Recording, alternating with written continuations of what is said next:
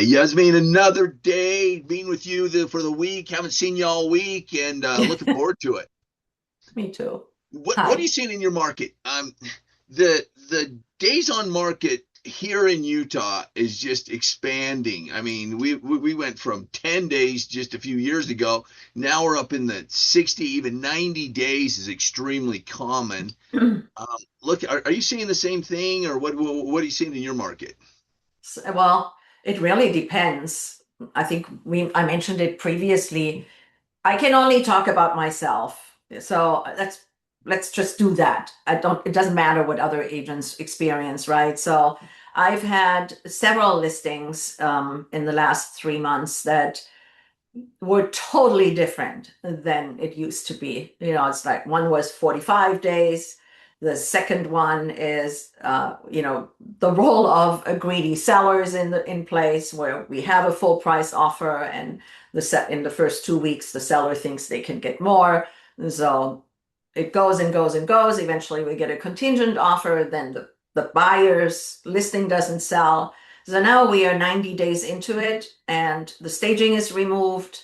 The buyer decides to not move forward, and now what? And then the third one, where I feel like this, I did everything. The house looked beautiful. It was way underpriced. It was, between three and $400,000 less than a competing same model home. And where I say, we are not going lower. It's been 50 days or 55 days. There is nothing happening. Nobody's coming to open houses. Nobody is looking at this or anything. So there's no reason to be on the market if there's no activity. And I just feel somebody falling off the sky. Really I'm not seeing that, especially since I have now competition within that development. And so I'm like, I don't know, this is not happening. So these people are deciding we're going to rent it for a year, which is fine. I'm very much on board. They're amazing clients. But like with that said, definitely patience and prep and strategy is, I think, more important than ever.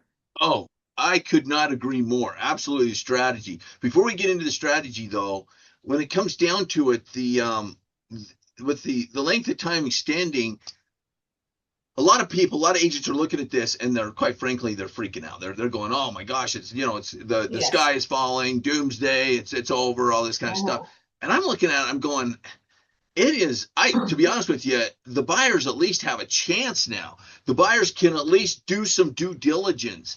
They can actually not be in panic mode, having to get it off the market. They can do some thinking. They can make some decisions that are they're more deliberate. Let's put it that way. They're more deliberate in what they're doing, what they're looking for. They come back to the property one, two, three, four times to look at it before they pull the trigger. And so I don't view it as all negative. I mean, that the length of time is extending. I think I like that the sellers are not all holding, they're not holding all the cards. A few years ago, the sellers held all the cards. They were calling all the shots. And now it's kind of more of an equal market, more equal market, equal marketing place. I honestly can say that. I've been just thinking the Bay Area, it is wild. Like I think I told you last week, in San Francisco, properties are selling $1 million above list price. $1 million. They're killing me, man. I have nothing like that. That's like crazy.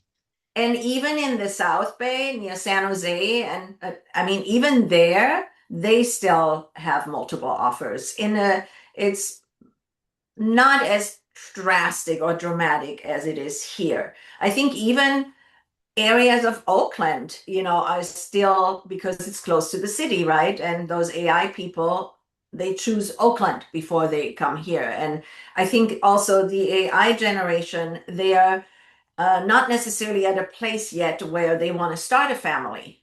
They are still the movers and shakers. Let's make it happen. And, they are maybe in their mid 20s to mid 30s. And a lot of them just want to ride the excitement before they think about families. And so the people that are coming here are those are the careful ones. If they have all the money in the world, the properties actually sell quite quickly.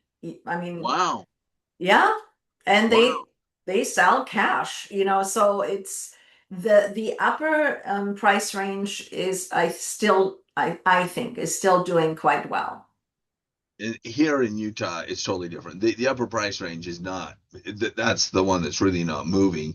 I mean, you get in the lower price range, it's like I just put one under contract, and it only took a couple days to get under contract, but it's less than it's just over $500,000. You can't And get anything here for 500 I know, anywhere. I know. But the thing that blows my mind though is for you to have offers that are $1 million above list. That is like crazy, Mhm. just crazy. The but with that, then the biggest mistake sellers are making. I think sellers right now sometimes they're making mistakes as far as not doing as much prep as they really need to do. They're kind of thinking, oh, it'll just go, it'll fly off the shelf, it'll we'll have offers and all that kind of stuff. And here, like where you're at, staging it's a must, right? It's almost gotten to the point where moving out of your house has become a must. So what do you do then when your sellers move out? Where do they go rent? Well, the thing is, Oakland and Berkeley, they've been like that for a long time, where it was always like vacant, show any time. And I'm like, where are these people? And oftentimes I mean, they went on vacation, they already relocated, they made other arrangements. I don't know how they did it, but I feel it's becoming more a trend here too to have the people gone vacation. But the thing is, since nothing sells so quick, it's like, well, 2 months, we need to go away for 2 months, or I don't know. And because of the staging, their stuff has to be gone. When I had one recently, the seller did actually stay with a staged house. Everything else was in storage. And she just kind of made do. You know, she Wow. lived there, but out of a suitcase. And during the day, everything looked staged. And then at night, she came and slept on the couch and didn't cook in the house anymore. But that was a single lady, with a family. It's not doable, of course, but Right. many Right. of them just move.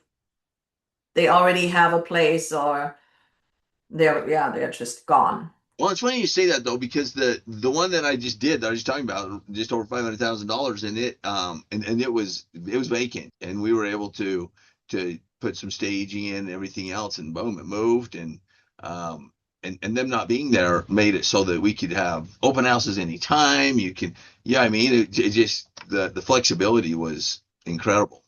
Yeah, yeah. So I can see where them not being there is significantly advantageous as far as marketing and getting it moved. It's just a matter of where do they go? That's the Yeah. thing. I know, I Um, know. so from what you see, what do great agents do differently? The really the top tier agents, what do they do that maybe the lower tier agents don't do? What do we do that others don't do? Yeah, Um, Wrong pricing, going with what the seller wants to do. And, I had to do it. What do you do when you have a stubborn seller, right? right, And it backfires. And, trying to get a seller into a place where they just go with your suggestion, and the learning experience for anybody who hasn't been in this place or who is constantly in a place of the pushback of a seller. Don't take the listing right, because you're not going to sell it. And with me, I was certain that my seller was going to become more cooperative and he's going to ride the wave of having to do price adjustments. And so I was blindsided by him being so stubborn. By their inflexibility. Excuse me.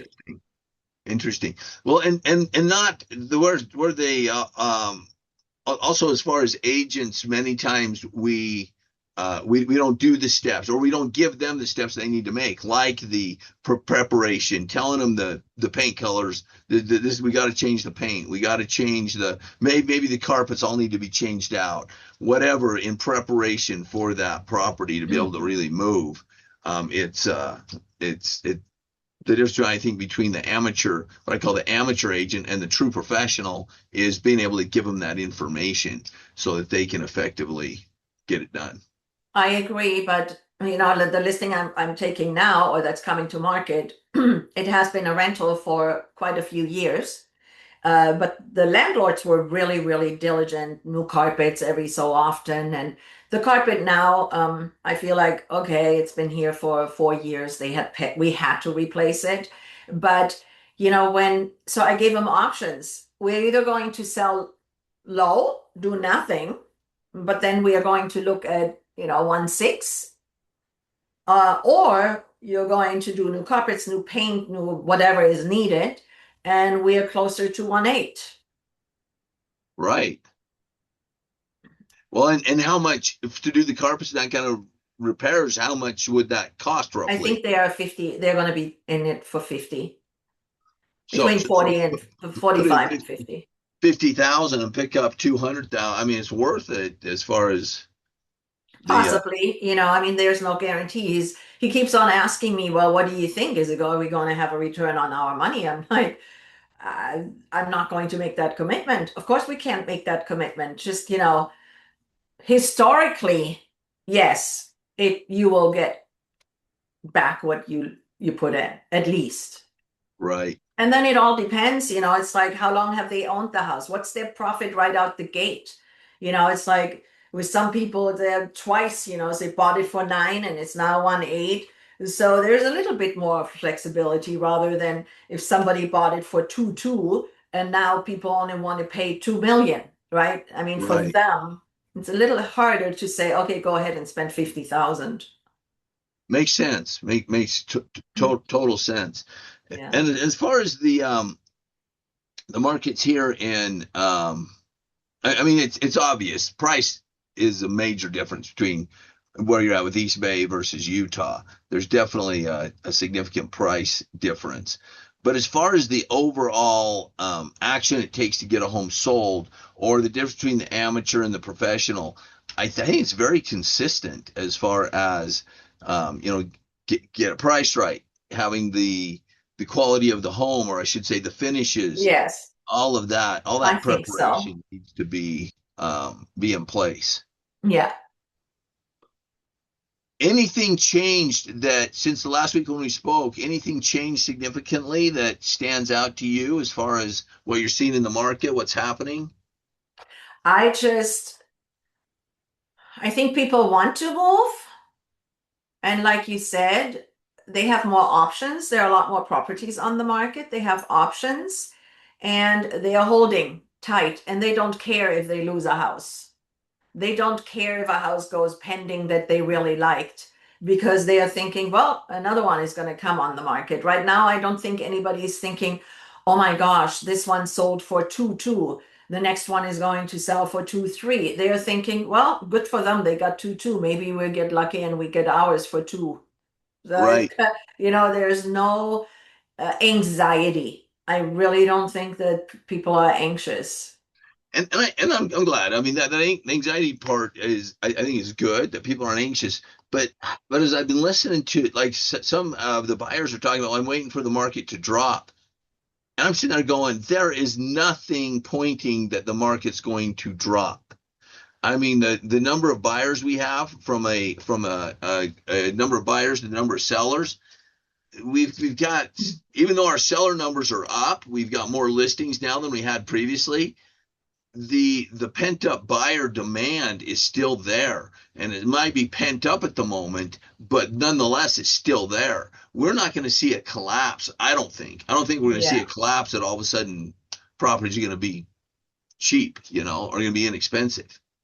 Yeah, I don't see it collapse, but I think there is a what is it called when uh, there is a united front on the buyers that the whole buyer pool, well, let's say 90% of the buyer pool has the same idea, and the 10% that are going out to buy stuff, they don't really care if it's 100 less or 100 more or whatever. So, right, there's those, and maybe it's more than 10%. I mean, these are not statistics that are proven, but I think there's a solid buyer pool that thinks we're just going to wait it out. Right.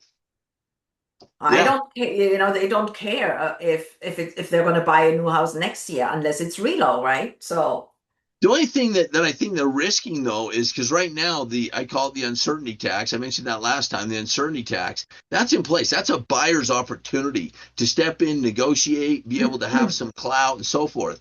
Once that uncertainty tax is gone, once everything's flying again, we're going to be back into, well, you already are, but we're going to be back into multiple offers and paying above list and all that kind of stuff.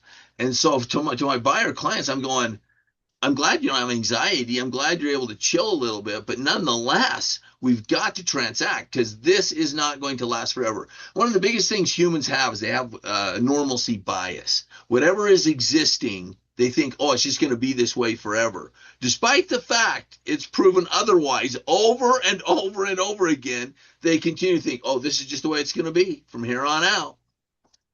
I You think, agree? yeah, I totally agree. And I think that's why we, the realtors, are so important. The general public just walks around and like randomly, right? And they think they know everything. And now it's getting even worse because of AI. Everything they do is, oh, should I buy now or later? Well, then you have, AI goes into national, right? They don't necessarily, and even if we say California, and even if you say the Bay Area, it's kind of like, and even if I say Alamo or Danville, you can't take it as a whole because it's all about neighborhoods and it's so diverse that AI is really not your best friend when it comes to that. And I think the integrity and the importance of a realtor is now worth more than ever before Oh, I agree with you 100% for because sure. people are just running around, thinking they know everything. I had somebody contact me about a listing and they were like, well, I still think your house is overpriced. And also, I'm looking at the rentals in the area and I see that you're also offering it for rent. And I think that's also high. And I'm thinking, lady, do you think I just fell off a tree here? Like, and so then I said, well, I am 400,000 below the same model. And she's like, well, but that one is extreme, it is totally different. I said, oh, you're thinking of another house. That one is pending, and it was a better model, and it's definitely worth the 2.5. But the one that's exactly like mine with only 3,000 square foot larger lot is $400,000 higher. And so, Right. and then they come and argue, and I'm like, okay, I have to be really careful because otherwise I'm going to get into a long conversation with this person. So I just said, whatever, good for you. All the best. Don't argue with me over pricing. I just hold tight, especially when they just throw out stuff. And this Well, the person thing just that's wanted to, fascinating is how many of the conversations you're having and that I'm having, even though our markets are vastly different, even though they're in vastly different locations, the same conversations are happening. And it's really interesting how much, again, two totally different markets, two different parts of the country, conversations the same, having the drives me same conversation. crazy. It is crazy. It drives me nuts when when somebody questions, I mean, us here, there are, even if it's a newer agent, I would say the millennials and Gen Z is the youngest, but they are so on top of their game and they're trying so hard. Everybody is really in the game to succeed.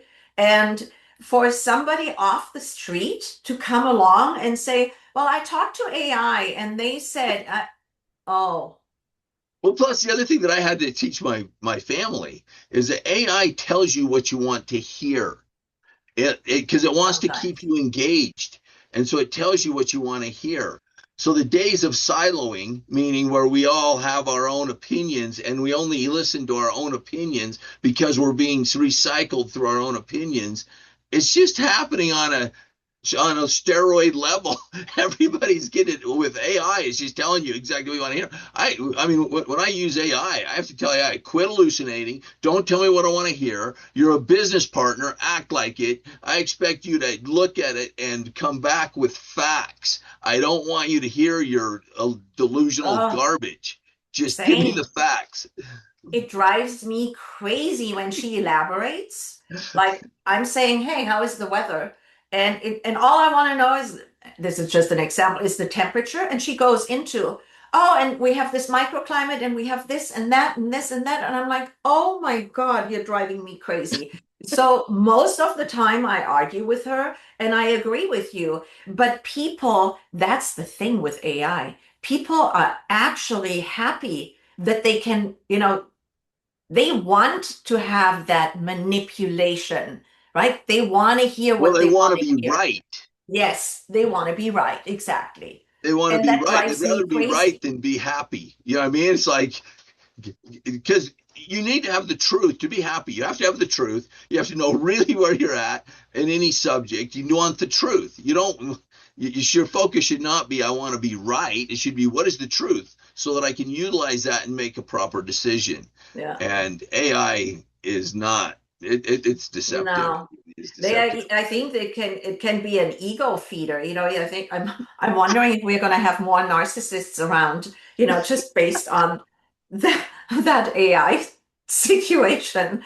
Because I mean for us, in the business of, valuing and gathering information, it's different because we are seeking the opposition, right? For Right. us, it's like, oh my gosh, somebody's going to come around and they're going to want to, they're going to want to be right. So I have to have my facts in place because Right. we all using AI to figure out where we want to go next. So it's kind of, it really bothers me. And I have long conversations with people about, don't even go there. I have 4 or 5 different AIs. Before you ever even start with one, I've already been with 4 of them. And, we as professionals all have the paid versions where, it's the opposition. I mean, they learn much faster where the general public just, it's really about getting what you want to hear. Right. And when you are in the free versions, I think it's not as tailored. Right. Right. Exactly. Exactly. Well, awesome. It's again two different markets, same Yes. stories, same Yes. happening. It's Yes. crazy. It's awesome. Yes. Always great to be with you. We will see you Thank next you. week. See you next Take week. care. Bye.